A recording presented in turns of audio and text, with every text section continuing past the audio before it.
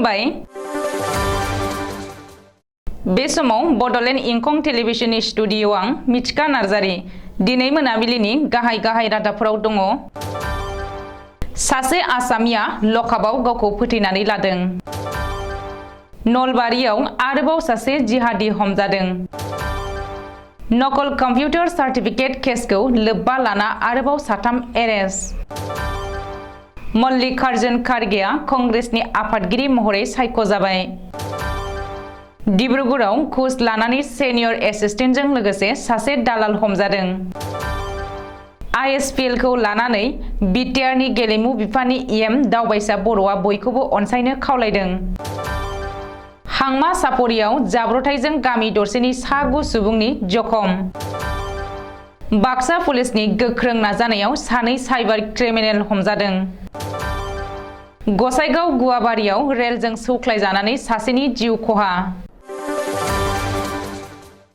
दानिया फै आबुं रादाबाव।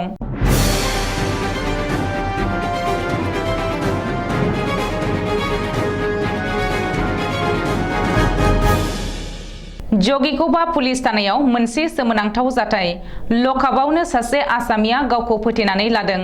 थांनाय हराव जगिघोपा थानानि लकआपआव जादों बे सोमोनांथाव जाथाया। लकआपआव गावखौ फोथैनानै लानाय आसामिखौ आब्दुल जाबार होननानै सिनायथिनो हादों। मिथिनो हानाय बायदिब्ला जगिघोपा पुलिसआ मैया घुसबारिनि आब्दुल जाबारखौ मोसौ खावनाय मोनसे जाथायखौ लोब्बा लानानै हमदोंमोन। नाथाय हरनि समाव आब्दुल जाबारआ पुलिस लकआपनि खिखरसालियावनो गावखौ फोथैनानै लायो। बे जाथायखौ बिथा खालामनानै जगिघोपा थानायाव दुंहाव थासारि सोमजिदों। ओरैहाय लकआपआव सासे आसामिया गावखौनो फोथैनानै लानाय जाथायनि उनावनो सासे पुलिस जवानखौ सासपेन्ड खालामो। बबेखानि बे जाथायनि उनाव थांनाय हराव डिउटियाव थानाय मकिमुल हक फातगिरि मुंनि सासे पुलिस जवानखौ साख्रिनिफ्राय सासपेन्ड खालामो होननानै खौरां मोन्दों। रायजोआव सोलिगासिनो दङ जिहादीनि हेंथायै गोख्रों अपारेशन। बे अपारेशननि जोहै नलबारिनिफ्राय आरोबाव सासे जिहादी हमनो हादों। थांनाय समबारखालि नलबारि आरो तामुलपुर पुलिसआ साब्रै जिहादीखौ हमनायनि उनाव नलबारियाव आरोबाव सासे जिहादीखौ हमनो हादों। आनसारुल बांला टीम आरो अल कायदाजों लोब्बा थानायनि सन्देहआव हमजानाय सुबुंखौ 24 बोसोर बैसोनि जुबिर हुसेन होननानै सिनायथिनो हादों।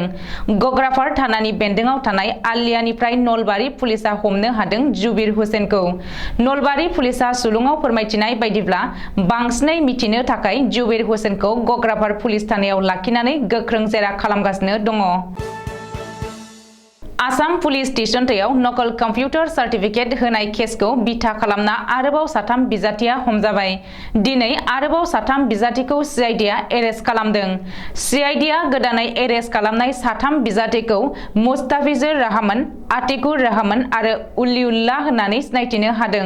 बेजों लोगोसे आसाम पुलिस थिसनथायाव नकल कम्पिउटार सार्टिफिकेट होना हमजानाय बिजाथिफोरनि बिबाङा सा 11 सिम बांबाय। बेनि सिगां सा 8 नकल कम्पिउटार सार्टिफिकेट होनाय बिजाथिफोरखौ CIDआ एरेस्ट खालामदोंमोन। रिपर्ट बादिब्ला गोदानै एरेस्ट खालामजानाय साथाम सुबुंखौ देहा आनजाद नायनो थाखाय देहा फाहामसालियाव थिसननाय जायो। मख'नो गोनांदि सा 414 बिजाथिफोरनि हेंथायै आसाम पुलिस थिसनथायाव नकल कम्पिउटार सार्टिफिकेट होनाय अजद थिखांदों। बे अजदनि सायाव CIDआ गोख्रों जेरा खालामना नायबिजिरनायनि उनाव सा 8 बिजाथिखौ मैया मंगलबारखालि एरेस्ट खालामदोंमोन।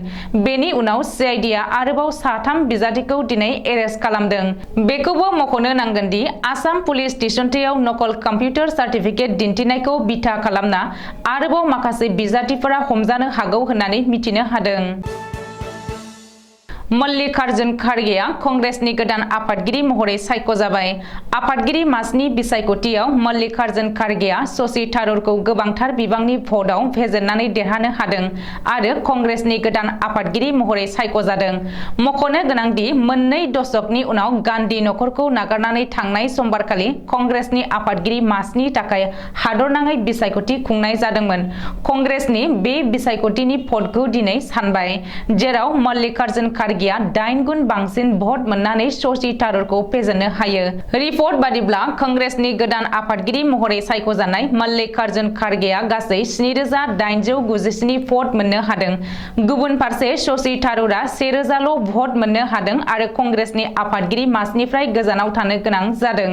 मख'नो गोनांदि कंग्रेसनि आफादगिरि मासिनि बिजाथि शशि थारूरआ कंग्रेसनि गोदान आफादगिरि मल्लिकार्जुन खारगेखौ गाहाम हामबाय होनानै गांसे प्रेस बिबुंसार फोसावदों आरो कंग्रेसखौ बोखांफिननाया दिनैनिफ्राय मोगथाङाव जागायबाय होननानै बुंदों। ओरैहाय मल्लिकार्जुनआ कंग्रेसनि गोदान आफादगिरि महरै सायख'जानायनि उनावनो कंग्रेसनि गाहाय मावख'आव रंजानायजों बुंफबदों। बबेखानि दिल्लीयाव थानाय AICCनि गाहाय मावख'नि बाहेरायावबो कंग्रेस दैदेनगिरि, सोद्रोमा आरो मावथिफोरनि रंजानायखौ नुनो मोनदों होननानै खौरां मोनदों। रायजोआव सोलिगासिनो दङ घुस लाग्रा आरो जाख्ल'नायाव आखाइ थानाय सोरखारि मावख'गिरि आरो मावफारियाफोरनि हेंथायै गोख्रों अपारेशन।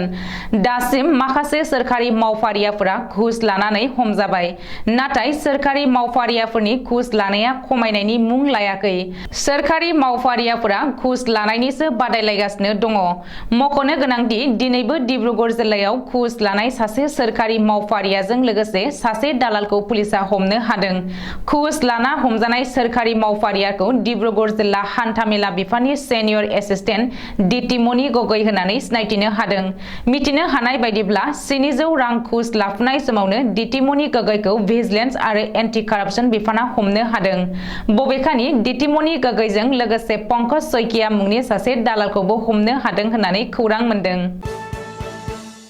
अदालगुरि जिल्लानि डिमाकुसियाव सोलिबाय थानाय ISPL जोलुर बादायनायखौ लानानै दिनै बिटिआरनि हारिमु, लाइमोन अनसाय आरो गेलेमु बिफाननि EM दावबायसा बर'आ डिमाकुसियाव मोनसे खौरां बिबुंसारनि गेजेरजों गाबोन 20 अक्ट'बराव गेलेनो गोनां गिबि सेमि-फाइनाल खेलाखौ रायजो राजाफोरनि मोजां खाबुनि थाखाय नायनानै गेलेनायनि समफारिखौ मोनाबिलि समाव खुंनो थि खालामनाय जादों होननानै बुंसारनानै अदालगुरि, तामुलपुर जिल्लानि गेलेग्रा, नायनो मोजां मोनग्रा गासै रायजो राजाफोरखौ लोब लोब फैनानै बाहागो लाफैनो गुवारै खावलायहरदों। धेमाजि जिल्लानि सिङाव थानाय हांमा सापरि गामिनि सा 9 सुबुङा खनसेयावनो लामा जाब्रथाय जानानै गोबां हालाय-हाफाय जानो गोनां जादों। दिनै फुंनि 10 रिंगासोआव हांमा सापरि गामिनि रायजो राजाफोरा खाथियाव थानाय दैमायाव खाथि माइनाव फोरबोनि थाखाय माइनाव बुरखांना लानानै फैबाय थानाय समाव राजा लामाजों फैनाय AR08A3520 नम्बरनि गंसे मारुति LT गारिया सौफैयो। बे जाब्रथायाव दरसे गामिनिनो सा 9 सुबुङा जखम जायो। बबेखानि डिब्रुगड़ फारसे थांनाय मारुति LT गारिया माइनाव लानानै फैनाय सुबुंफोरखौ सौख्लायनानै जाथायसालिनिफ्राय खारलाङो। नाथाय उननि समाव सिमेन्टसापरि पुलिसा गारिखौ हमनो हायो। बे जाब्रथायाव अमृत दैमारी मुंनि सुबुङा गोब्राबसिनै जखम जायो। बबेखानि जखम जानाय अमृत दैमारीखौ गोब्राब हालोदाव डिब्रुगड़ देहा फाहामसालियाव लानाय जायो होननानै सिमेन्टसापरिनि खौरांगिरि अकेन बर'आ जोंनिसिम खौरां हरदों। झारखंडनि जामतारानिफ्राय साइबार क्रिमिनेलनि साम्रायजोआव बाक्सा पुलिसनि गोख्रों नाजानाय आरो सिग्रोमनायाव सानै साइबार क्रिमिनेला हमजादों। जामतारा पुलिसनि हेफाजाबजों बाक्सा पुलिसा सानै साइबार एक्सपार्ट क्रिमिनेलखौ हमनायाव जाफुंसार जानो हादों। हमजानाय सानै दायनिगिरिया जामतारा नारायणपुर पुलिस थानानि बेन्दोंआव थानाय अवांकुदिया गामिनि आफजाल आनसारी आरो आख्तार आनसारी मुंनि होननानै पुलिसा मिथिहोदों। मख'नो गोनांदि बाक्सानि सिमला पुलिस थानानि बेन्दोंआव थानाय बनियाकुसिनि बारग' आर्मी जवान अमृत दास मुंनि सासे सुबुंनि बेंक एकाउन्टनिफ्राय 1 लाख रांनिफ्रायबो बांसिन सानै साइबार क्रिमिनेला लानानै थाङो। बेनि उनाव बारग' आर्मी जवाना सिमला पुलिस थानायाव एजाहार होयो आरो बाक्सा पुलिसा जामतारा पुलिसनि हेफाजाबजों सानै साइबार क्रिमिनेलखौ खानानै जिम्मायाव लायो। बेनि सिगांबो बाक्सा पुलिसा जामतारायाव गोख्रों सिग्रोमनायजों साथाम साइबार क्रिमिनेलखौ खानायाव जाफुंसार जानो हादोंमोन। फिन आरोबाव गोबर्धना थानानि आइसि अभिजित गगैनि दैदेननायाव थांनाय पुलिस हान्जानि बेयो मोनसे गिदिर जाफुंसारनाय। बे समाव सिमला थानायाव बे सानै साइबार क्रिमिनेलनिफ्राय गोबां मिथिनो थाखाय सोंलु सोंगासिनो दं होननानै पुलिसा मिथिहोदों। कक्राझार जिल्लानि गसाइगाव महकुमा बेन्दोंआव थानाय गुवाबारियाव रेलजों सौख्लायजानानै सासे लाइमोननि जिउ खहा जादों। रेलजों सौख्लायजानाय सुबुंनि मुंखौ सिटंतला गामिनि सुनिराम हेम्ब्रमनि फिसाज्ला राम हेम्ब्रम होननानै पुलिसनि सुलुङाव फोरमायदों। जाथाय जानाय जायगायाव पुलिसा थांनानै राम हेम्ब्रमनि थुख्रानै जानाय गोथै सह'खौ बोखांहोयो आरो कक्राझाराव पस्ट मर्टेमनि थाखाय दैथायहरो। दिनै मोनाबिलिनि रादाबा एसेनोसै। गोजोन्थों।